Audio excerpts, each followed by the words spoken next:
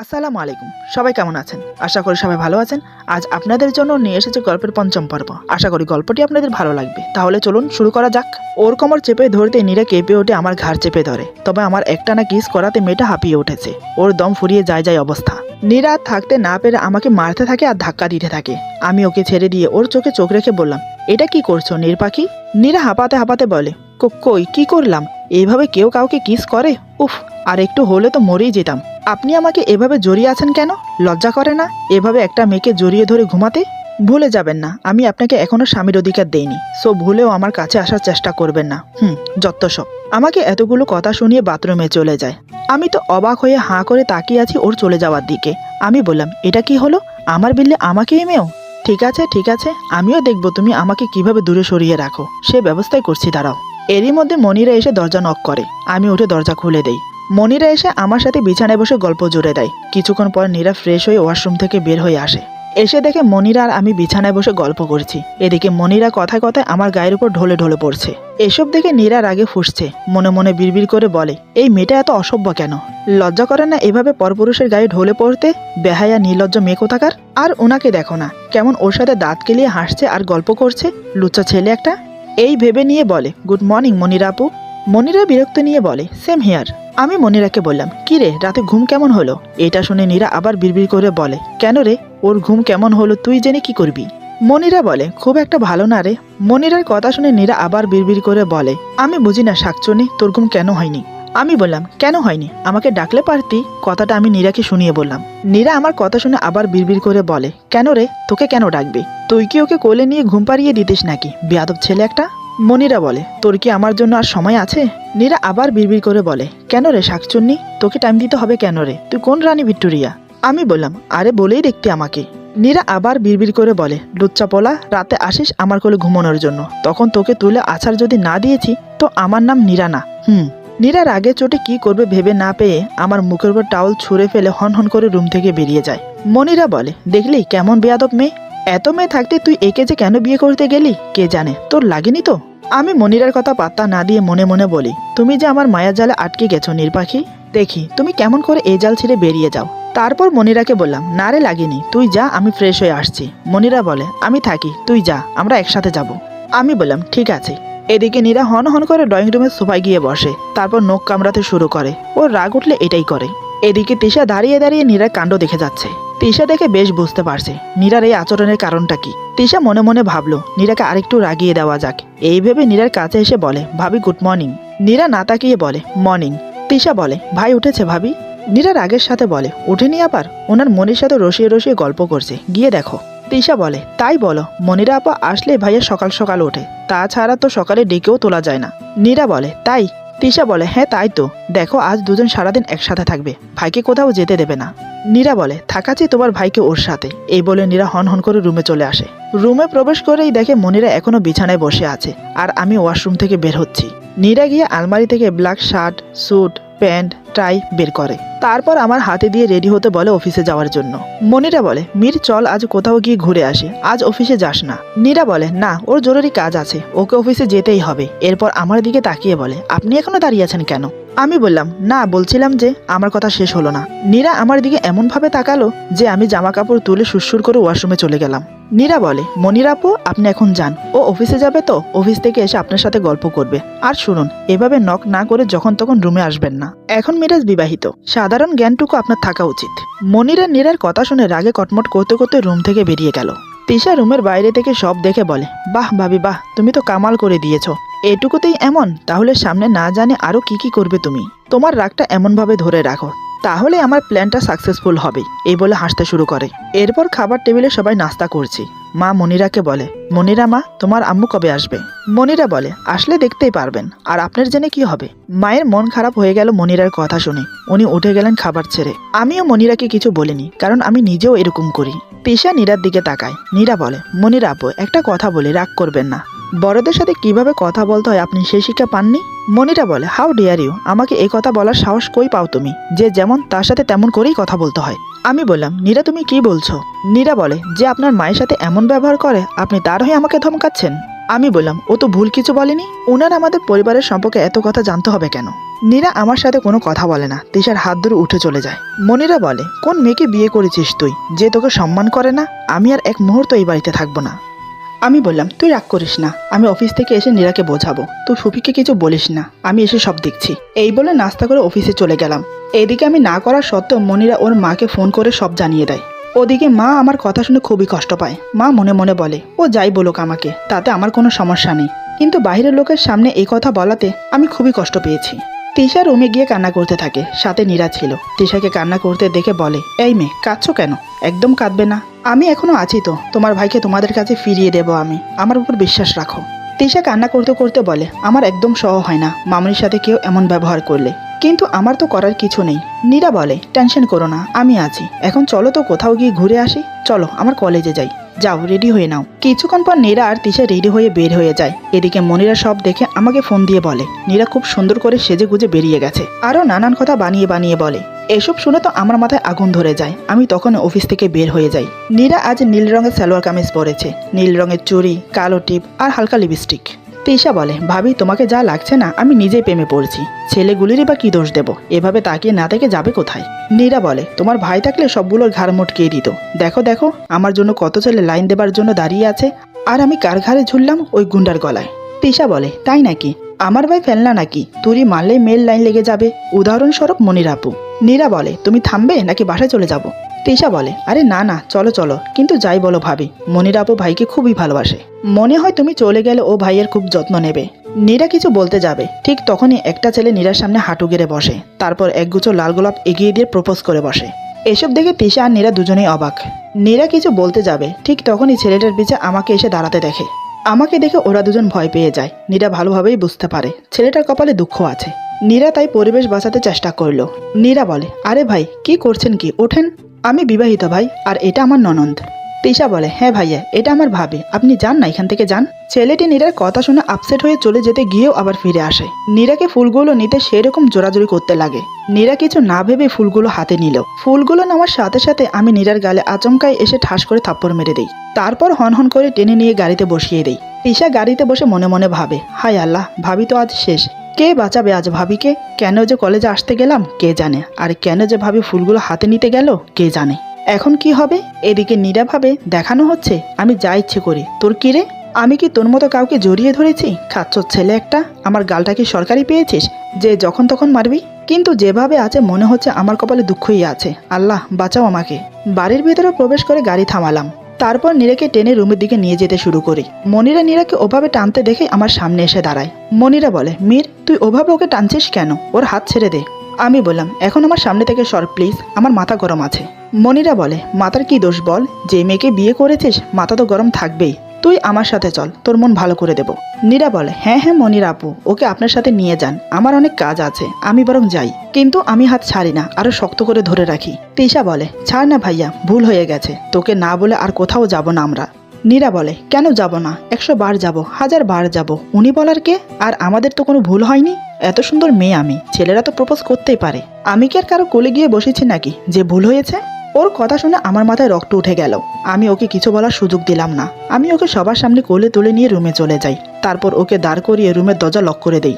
নীরা সাহস নিয়ে বলে, আচ্ছা আমি কি কারোর সাথে ডেটে গেছি নাকি কারোর সাথে?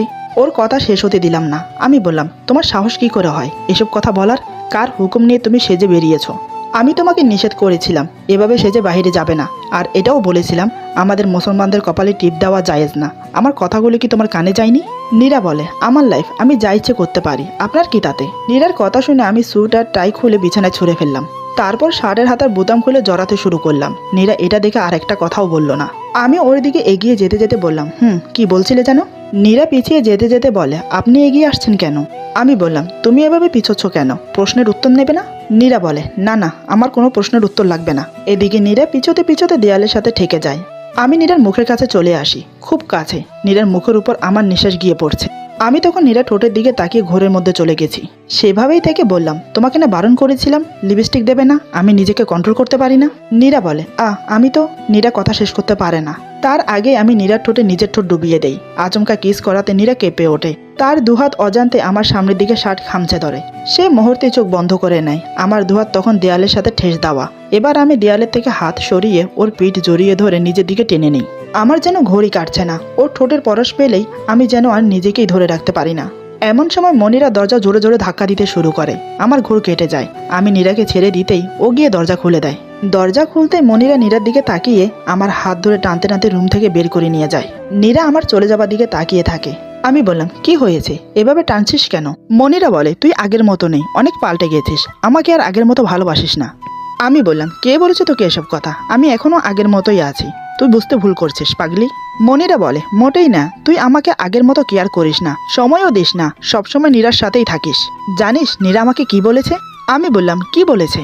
মনিরা বলে, আমাকে সবসময় তোর ঘরে যেতে বারণ করেছে, তোর থেকে দূরে থাকতে বলেছে, আর যত তাড়াতাড়ি পারি এই বাড়ি থেকে চলে যেতে বলেছে। এই সবগুলো কথা নেকা কান্না করে বলে আমাকে।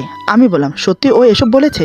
মনিরা বলে, নয়তো কি আমি মিথ্যে বলছি? আমি কালই এ বাসা থেকে চলে যাব, এভাবে আর অপমানিত হতে পারবো না। আমি বললাম, কাঁদিস না, চল আমার সাথে। মনিরা বলে, কোথায়?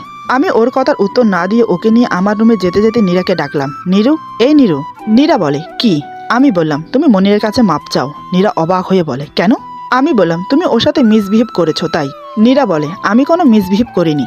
মনিরা বলে, থাক না মীর, আমি কাল চলে যাব। আমি বললাম, তুই কেন যাবি? নীর ওর কাছে ক্ষমা চাও। তুমি ওকে আজ রুমে যেসব কথা বলেছো সেসব কথা তোমার বলা উচিত হয়নি, তুমি ওকে সরি বলো। নীরা বলে, কেন সরি বলবো? আপনার মনিরের বোঝা উচিত যে আপনি এখন বিবাহিত, আমি থাকি এই রুমে, যখন তখন নক না করে রুমে ঢোকা উচিত না। আমি বললাম, আমি কোনো কথা শুনতে চাই না, তুমি সরি বলো ব্যাস। নীরা বলে, সরি মনিরা আপু, আমার ভুল হয়ে গেছে, আমি আমার লিমিট ক্রস করে ফেলেছি। আসলে আমার তো এখানে কোনো জিনিস বা কারোর উপর অধিকার নেই। মিরাজ আপনার, আর ওর রুমটাও আপনার, আপনি যখন তখন ওর রুমে আসতে পারেন। ভুলবশত আপনাকে অনেক কথা বলেছি, আমাকে মাফ করে দেবেন। এদিকে সবাই নীরার দিকে তাকিয়ে আছে। নীরার কথা শুনে সবাই চুপ হয়ে গেল, এমনকি আমিও। এই কথা বলে নীরা নীরব ওখান থেকে চলে গেল। তিশা বলে, ভাই কাজটা তুই মোটেই ভালো করলি না, ভাবি অনেক কষ্ট পেয়েছে। এ বলে তিশাও চলে গেল। মনিরা বলে, আমার জন্য তোদের মাঝে ঝগড়া হোক আমি চাই না, মীর আমি কাল চলে যাব। আমি বললাম, আহ মনি, বারবার এক কথা বলিস না, সরি বললো তো তোকেও, তারপরও কেন এই কথা বলছিস? যা রুমে যা। এমন সময় আমার ফোনে ফোন আসে অফিস থেকে, তাই আমি বেরিয়ে গেলাম অফিসে। আমি চলে যাবার পর নীরা রুমে এসে ইচ্ছে মতো কান্না করতে থাকে। বেশ কিছুক্ষণ পর তিশা এসে বলে, ভাবি কেঁদো না, ওই শাকচুনিটা তোমার গুন্ডাটাকে নিজের বশে করে নিচ্ছে, এখনো সময় আছে, নিজের জিনিস নিজের করে নাও, নয়তো কেউ নিয়ে চলে যাবে। এখন চলো, মামুনি ডাকছে। নীরা বলে, তুমি যাও, আমি আসছি। এই বলে নীরা ওয়াশরুমে চলে গেল। তিশা আর দাঁড়িয়ে না থেকে চলে যায়। নীরা চোখে মুখে পানি ছিটিয়ে মায়ের রুমে যায়। নীরা বলে, মামুনি আসবো?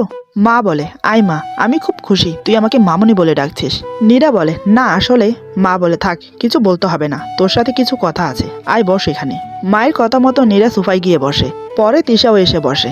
মা বলে, আজকে মিরাজ যেটা করলো এতে মিরাজের কোনো দোষ নেই মা, সব মনিরার সাজানো চক্রান্ত, মিষ্টি কথায় মিরাজকে দিয়ে এসব করাচ্ছে। আজ তোকে কিছু কথা বলি শোন। মনিরার মা মানে তোদের ফুপু আমার সাথে ঠিক এমনটাই করেছে, মিরাজকে আমার কাছ থেকে দূরে সরিয়ে দিয়েছে। এখন মনিরা আবার এমন করে তোর কাছ থেকে মিরাজকে সরানোর চেষ্টা করছে। নীরা বলে, এমনটা করে ওদের লাভ কি? মা বলে, বললে তোরা বিশ্বাস করবি না, তোদের ফুপি মিরাজকে হাতে রাখছে, আমাদের কিছু সম্পত্তি বাদে প্রায় সব সম্পত্তি মিরাজের নামে আছে। মনিরার মায়ের ইচ্ছে মনিরার সাথে মিরাজের বিয়ে দেবে, তারপর সব সম্পত্তি নিজের নামে করে নেবে। আমি ওনার প্ল্যান জানতাম, তাই আমার কাছ থেকে মিরাজকে দূরে সরিয়ে দিয়েছে। মিরাজ তো ওর ফুপুর কথায় ওঠে আর বসে। তোরা জানিস তোদের ফুপু কেমন, তা তোদের বাবাও জানে। নীরা বলে, আঙ্কেল জানেন তো কিছু বলেন না কেন? মা বলে, ও প্রতিবাদ করেছিল কিন্তু কোনো লাভ হয়নি, বরং মিরাজ বাবার কাছ থেকে দূরে সরে গেছে। প্রতিবাদ করলে নিজের ছেলেকে হারাতে হবে, তাই কিছু বলেন না। মা তুই পারিস আমার সংসারটা বাঁচাতে, ও তোর কথা শোনে, কিছু একটা কর। নীরা কিছু না বলে বাগানে চলে আসে। বাগানের দোলনায় বসে দুলতে দুলতে অনেক ভাবে। এদিকে আমি বাসায় আসতে আসতে রাত 8টা বেজে যায়। রুমে এসে নীরাকে না দেখে মনে মনে ভাবলাম হয়তো তিশার ওখানে আছে, তাই আমি ফ্রেশ হয়ে আসি। অনেকক্ষণ বসে থাকার পরেও যখন নীরা আসছে না, তখন আমার চিন্তা হতে লাগলো। তাই ওকে ডাকতে রুম থেকে বের হতে যাব, তখনই মনিরা এসে আমার সাথে গল্প করবে বলে আমার হাত টেনে ধরে। আমি বললাম, আহ মনিরা, সবসময় ভালো লাগে না, সর, আমার কাজ আছে। এই বলে চলে আসি তিশার রুমে। আমি ওকে জিজ্ঞেস করব, তার আগেই তিশা বলে, ভাই ভাবি কই, কি করছে? দুপুরে তো খাইনি, আমার পড়া ছিল, তাই বিকেল থেকে যেতে পারিনি। আমি ওর কথা শুনে অবাক হয়ে বললাম, মানে কি, নীরা এখানে নেই, রুমেও তো নেই, গেল কই? আমি কখন থেকে বসে আছি ওর জন্য। তিশা বলে, বলিস কি, তুই খুশি তো? মনিরা আপু জানে তো?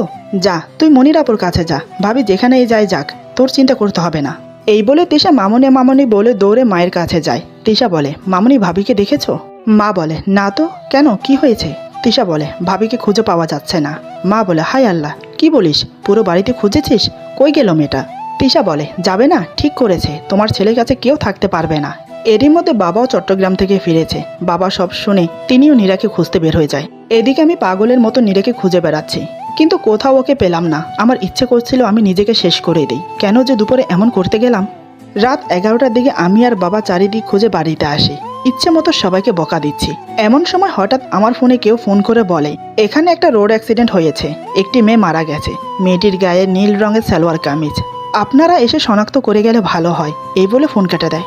এটা শুনে আমি ফ্লোরে ধপ করে বসে নীরা বলে চিৎকার করে উঠি। আমার চিৎকার শুনে সবাই ভয় পেয়ে যায়। মা কাপা কাপা গলায় বলে কি হয়েছে বাবা, এমন করছিস কেন? তিশা কান্না করতে করতে বলে ভাই ভাবি কই, কি হয়েছে ভাবির? এমন সময় মনিরা বলে মীর তুই এমন করছিস কেন? যে নিজের ইচ্ছায় চলে গেছে তাকে খোঁজার কোনো মানেই হয় না। বাবা বলে আহা মনিরা, এখন এসব কথা বলার সময় না, তুমি চুপ করে থাকো। মনিরা বলে আমি কেন চুপ করব? বাবা আমাকে বলে আরে রাস্কেল, কিছু বলছিস না কেন? আমার কান্না দেখে মা নিজেকে ধরে রাখতে পারে না। মা আমার কাছে এসে মাথায় হাত বুলিয়ে বলে কি হয়েছে বাবা, আমাকে বল। এতক্ষণ পর যেন আমি কারোর সাপোর্ট পেলাম। আমি মাকে জড়িয়ে ধরে হাউমাউ করে কেঁদে উঠে বললাম মামনি, আমার নীরের অ্যাক্সিডেন্ট হয়েছে, আমার নীর আর নেই। মা বলে কী সব বলছিস তুই বাবা, শান্ত হ বাবা শান্ত হ, বৌমার কিছু হয়নি। আমি কান্না করতে করতে বললাম আমার জন্যই আজ এমন হলো, আমি এখন কি করব মামনি? বাবা বলে ইডিয়েটের মতো বসে আছিস কেন, চল কোথায় অ্যাক্সিডেন্ট হয়েছে সেখানে চল জলদি। মা বলে আমিও যাব তোমাদের সাথে, আমাকেও নিয়ে চলো। তিশা বলে বাবা আমিও যাব। বলা শেষ হলে আমরা সবাই বের হতে যাব। ঠিক তখনই নীরা ঢলতে ঢলতে আর চোখ ডলতে ডলতে বাসায় ঢোকে। তারপর দেখে সবাই কোথায় যেন যাচ্ছে। নীরা বলে কি হয়েছে, আপনারা সবাই কোথায় যাচ্ছেন, কারো কি কিছু হয়েছে? এদিকে সবাই নীরাকে দেখে থমকে গেল। মনের ভিতরে এতক্ষণ সবার যে আতঙ্ক ছিল তা নিমেষেই যেন উধাও হয়ে গেল। সবার বুকের উপর থেকে যেন একটা বোঝা নেমে গেল। আমি নীরাকে দেখে সবার সামনে দৌড়ে গিয়ে ওকে জড়িয়ে ধরি। আমার সামনে যে বড়রা দাঁড়িয়ে আছে সেটা আমার খেয়ালই ছিল না। প্রায় 2 মিনিট পর আমি নীরাকে ধাক্কা দিয়ে একটু দূরে সরিয়ে দেই। আমি বললাম কই গিয়েছিলে তুমি? নীরা বলে আমি তো কোথাও যাইনি, বাগানেই ছিলাম, দোলনায় বসে কখন যে ঘুমিয়ে পড়েছিলাম বুঝতেই পারিনি। নীরার কথা শুনে আমার মাথায় যেন আগুন জ্বলে উঠল। রাগের মাথায় নিজেকে ঠিক রাখতে পারছিলাম না। যত জোরে পেরেছি তত জোরে নীরার গালে কষে একটা থাপ্পড় মারি। নীরা তাল সামালতে না পেরে ধূপ করে পড়ে যায়। আমার মা নীরাকে কোলে জড়িয়ে ধরে। আমি বললাম এতটা বেখেয়ালি কেন তুমি? তুমি জানো আমাদের উপর দিয়ে কি যাচ্ছে? টেনশনে আমাদের জান চলে যাচ্ছিল, আর তুমি এসে জিজ্ঞেস করছো কার কি হয়েছে? ইউ ইডিয়েট গার্ল, থাবড়িয়ে তোমার দাঁত ফেলে দেব। মনিরা বলে দে না দে, আরো দুটো থাপ্পড় দে। বাড়ির সব মানুষকে বিরক্ত করা অভ্যাস হয়ে গেছে ওর, ইচ্ছে করছে আমিও। বলেই মনিরা নীরাকে থাপ্পড় মারার জন্য হাত উঠিয়ে এগিয়ে যায়। ঠিক তখনই আমি উল্টো মনিরার গালে থাপ্পড় মেরে দেই। আমি বললাম তোর সাহস কি করে হয় ওর গায়ে হাত তুলতে আসিস? ও আমার বউ, আমি ওকে মারি কাটি সেটা আমার ব্যাপার, তুই এই সাহস কই পাস? মনিরা নেকা কান্না করে বলে তুই আমাকে মারতে পারলি মীর? তিশা বলে সাহসটা তুই দিয়েছিস ভাই। আমি বললাম হ্যাঁ পারলাম, কারণ নীর আমার জান, ওর সাথে যা করার আমি করব। কেউ ওর দিকে চোখ তুলে চাইলেও তাকে মেরে মাটিতে পুঁতে দেব। আমার গেস্ট তুই, গেস্টের মতো থাক। আমার কথা শুনে মনিরা কান্না করতে করতে রুমে চলে গেল। মা বলে কাজটা কি ঠিক করলি? তোর ফুপি জানলে কি হবে? আমি বললাম জানলে জানবে, আমি কাউকে ভয় পাই না। আমার নীরের কাছে যে আসবে তার এমনই হবে, সে যেই হোক না কেন। বাবা বলে থাক অনেক হয়েছে, নীরমা এরকম কাজ আর কখনো করো না, জানো তোমার জন্য আমাদের কত টেনশন হচ্ছিল। নীরা কান্না জড়ানো গলায় বলে আচ্ছা আঙ্কেল। আমি বললাম আঙ্কেল কি? হ্যাঁ আঙ্কেল কি? শ্বশুর উনি তোমার, বাবা বলতে পারছো না? আমার ধমকে নীরা আমার মাকে আরো শক্ত করে জড়িয়ে ধরে বলে ঠিক আছে বাবা। বাবা বলে তোরা আমাকে পাগল করে ছাড়বি। আমি ফ্রেশ হতে গেলাম। তিশা বলে ভাবিও চলো ফ্রেশ হবে। আমি নীরাকে বললাম চলো রুমে চলো। নীরা বলে না আমি যাব না, আপনি আমাকে মারবেন। মা বলে বাবা ওকে আর কিছু বলিস না, এমনিতেই অনেক বকেছিস। আমি নীরাকে আবার বললাম তুমি যাবে নাকি আরো দুটো দেব? নীরা বলে আমি যাব না, আমি খাবো, মানে ভাত খাবো, ক্ষুধা লেগেছে, মামনি আমাকে খেতে দাও না। আমি বললাম আমি তোমাকে রুমে যেতে বলেছি, যাবে কি না? নীরা ভয় পেয়ে বলে আমি নীরার হাত ধরে রুমে নিয়ে আসি। নীরা ভয় ভয়ে আমার সাথে রুমে আসে। সে ভেবেছে রুমে এনে আমি তাকে আবার মারবো। এদিকে রুমে আসার পর হঠাৎ আমি যা করলাম তা দেখে নীরা খুবই অবাক হয়। সে যেন ভাবতেই পারছে না আমি এমন করছি। ক্ষণে ক্ষণে আমার রূপ বদলতে দেখে নীরা সত্যিই বুঝতে পারে না ওর কি করা উচিত। ভাবলো কি আর হলো কি, এরপর যা হলো। আজকের গল্প এখানে সমাপ্ত। গল্পের বাকি অংশ পেয়ে যাবেন আগামী পর্বে। আশা করি গল্পটি আপনাদের ভালো লাগবে। যদি ভালো লাগে তাহলে লাইক, কমেন্ট এবং সাবস্ক্রাইব করে আমাদের পাশে থাকুন। পাশে থাকা বেল আইকন প্রেস করে দেবেন, তাহলে আমাদের নিত্য নতুন ভিডিও আপনাদের কাছে পৌঁছে যাবে। সবাই ভালো থাকবেন, সুস্থ থাকবেন। আল্লাহ হাফেজ।